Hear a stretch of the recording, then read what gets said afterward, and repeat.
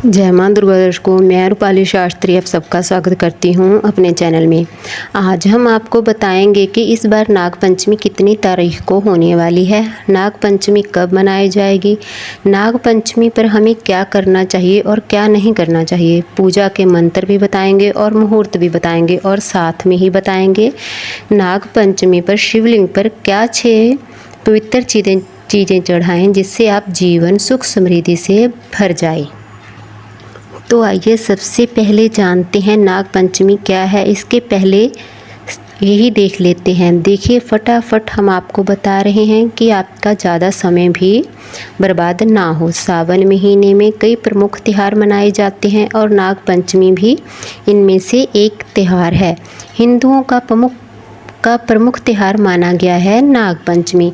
कई जगहों पर तो मेले भी लगते हैं जिसको कई नामों से जाना जाता है। भाई बहन का यह एक त्यौहार भी होता है। इस दिन नाग देवता की पूजा की परंपरा बनाई गई है और नाग पंचमी पर प्रमुख नाग मंदिरों में भक्तों की भीड़ उमड़ पड़ती है। इस पर्व से जुड़ी अनेकों ही कथाएं और मान्यताएं भी हैं।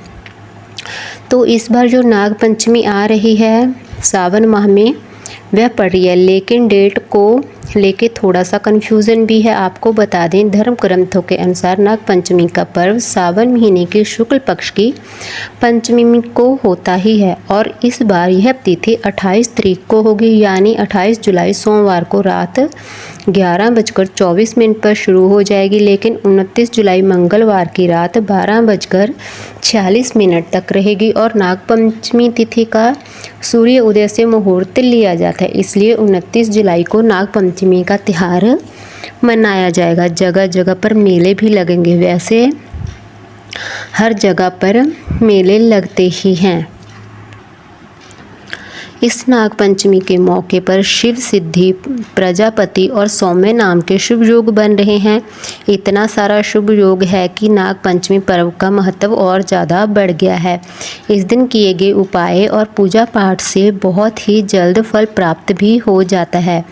तो आइए अब आप जान लीजिए इसका शुभ मुहूर्त। देखिए, जैसे 29 जुलाई मंगलवार के दिन नाग पंचमी तो होगा ही, और साथ ही सुबह 5:41 से लेकर 8:23 तक भक्तों को पूजा के लिए सिर्फ 2 घंटे 43 मिनट का समय ही मिल पाएगा। इसलिए थोड़ा सुबह जल्दी उठिए और 8:30 तक विधि पूर्वक पूजा आप संपन्न कर लीजिए। इसके अलावा बाकी भी मुहूर्त दिए गए हैं तो आप देख सकते हैं, लेकिन जो मुहूर्त बताते हैं वह सबसे बेस्ट है।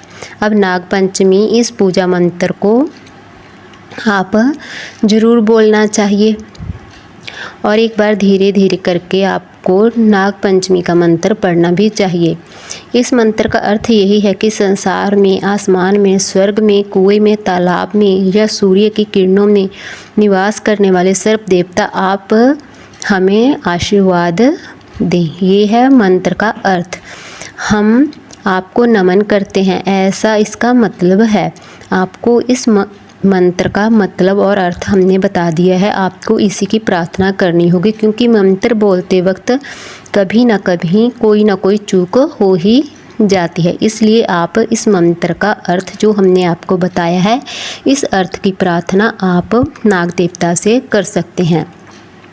हमको नाग पंचमी पर क्या नहीं करना चाहिए। नाग पंचमी पर नाग देवता की पूजा करने का विधान है, लेकिन ध्यान रहिए इस दिन जीवित सर्प की पूजा नहीं होती है। बहुत सारे लोग अंधविश्वास में यह करने लगते हैं। मंदिर में जाकर नाग देवता को दूध चढ़ाएं, फल फूल वगैरह भी चढ़ाएं। संभव हो तो इस दिन उपवास भी आप रख सकते हैं। जरूरतमंद को भोजन, कपड़े दान दीजिए, नाग देवता का आशीर्वाद प्राप्त होगा। लेकिन 6 चीज़ें आपको ज़रूर चढ़ानी चाहिए शिवलिंग पर, तो आप ज़रूर अर्पित कीजिए। यह चीज़ें हैं जिनको आप ध्यान में रखें, जो नाग पंचमी के दिन आपको शिवलिंग पर ज़रूर चढ़ानी चाहिए। आपको शहद ज़रूर चढ़ाना चाहिए, इससे आपको सौभाग्य की प्राप्ति होगी। कच्चा दूध भी आप ज़रूर चढ़ाएं। कुंडली में काल सर्प दोष हो तो समाप्त हो जाता है। कच्चा दूध चढ़ाना अत्यंत शुभ माना गया है। वहीं धतूरा भी आप चढ़ाएं। सावन का महीना चल रहा है तो धतूरा आप जरूर शिवलिंग पर अर्पित करें। नाग पंचमी के दिन शिवलिंग पर धतूरा चढ़ाने से सभी मनोकामनाएं पूर्ण हो जाती हैं। बेल पत्तर भी आपको अर्पित करना होगा। बेल पत्तर भगवान शिव को अति प्रिय है। बेल पत्तर जरूर चढ़िए, जिससे आपकी अधूरी मनोकामनाएं जो हैं वो भी पूरी हो जाएंगी, सुख समृद्धि प्राप्त होगी। अक्षत और चंदन जरूर अर्पित कीजिए, लेकिन ध्यान रहे कि अक्षत के दाने जो हैं वो खंडित नहीं होने चाहिए। अक्षत का मतलब होता है चावल, चावलों के दाने खंडित नहीं होने चाहिए। और नाग पंचमी के दिन शिवलिंग पर पानी में काले तिल मिलाकर अभिषेक कीजिए, बेहद शुभ माना गया है।